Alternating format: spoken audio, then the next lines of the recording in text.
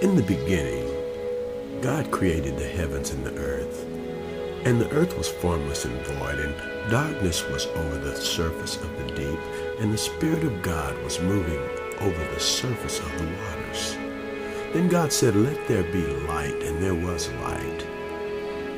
And God saw that the light was good, and God separated the light from the darkness. And God called the light day, and the darkness he called night. And there was evening and there was morning one day.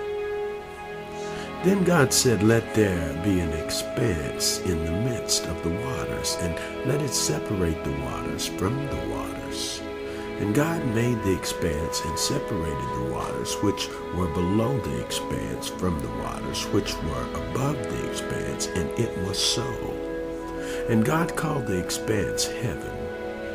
And there was evening and there was morning a second day. Then God said, "Let the waters below the heavens be gathered into one place, and let the dry land appear." And it was so. And God called the dry land earth, and the gathering of the waters he called seas. And God saw that it was good.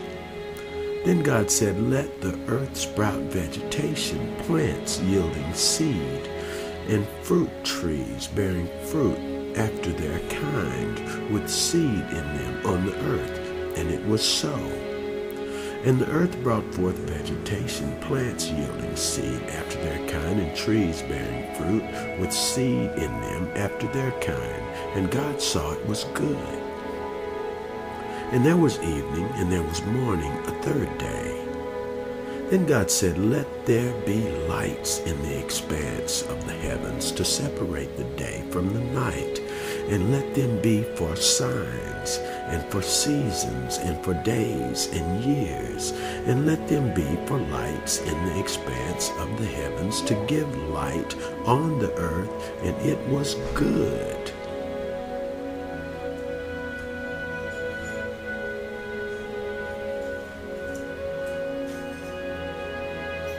And it was so. And God made the two great lights, the greater light to govern the day, and the lesser light to govern the night. He made the stars also, and God placed them in the expanse of the heavens to give light on the earth, and to govern the day and the night, to separate the light from the darkness. And God saw that it was good. And there was evening and there was morning a fourth day. Then God said, "Let the waters teem with swarms of living creatures, and let birds fly above the earth in the open expanse of the heavens." And God created the great sea monsters and every living creature that moves, with which the waters swarmed after their kind, and every winged bird after its kind. And God saw that it was good. And God blessed them, saying, "Be fruitful and multiply, and fill the waters in the seas, and let birds multiply in the earth and on the earth." And there was evening and there was morning a fifth day. Then God said, "Let the earth bring forth living creatures after their kind, cattle and creeping things, and beasts of the earth after their kind." And it was so. And God made the beasts of the earth after their kind, and the cattle after their kind, and everything that creeps on the ground after its kind. And God saw that it was good. Then God said, "Let us make man in our image, according to our likeness, and let them rule over the fish of the sea, and over the birds of the sky, and over the cattle, and over all the earth, and over every creeping thing that creeps on the earth." And God created man in his own image. In the image of God he created him. Male and female he created them. And God blessed them, and God said to them, "Be fruitful and multiply, and fill the earth, and subdue it, and rule over the fish of the sea, and over the birds of the sky, and over every living thing that moves on the earth." Then God said, "Behold, I have given you every plant yielding seed that is on the surface of all the earth, and every tree which has fruit yielding seed.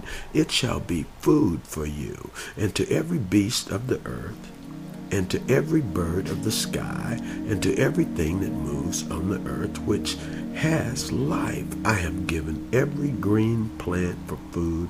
And it was so. And God saw that he had made, and behold, it was very good. And there was evening, and there was morning, the sixth day.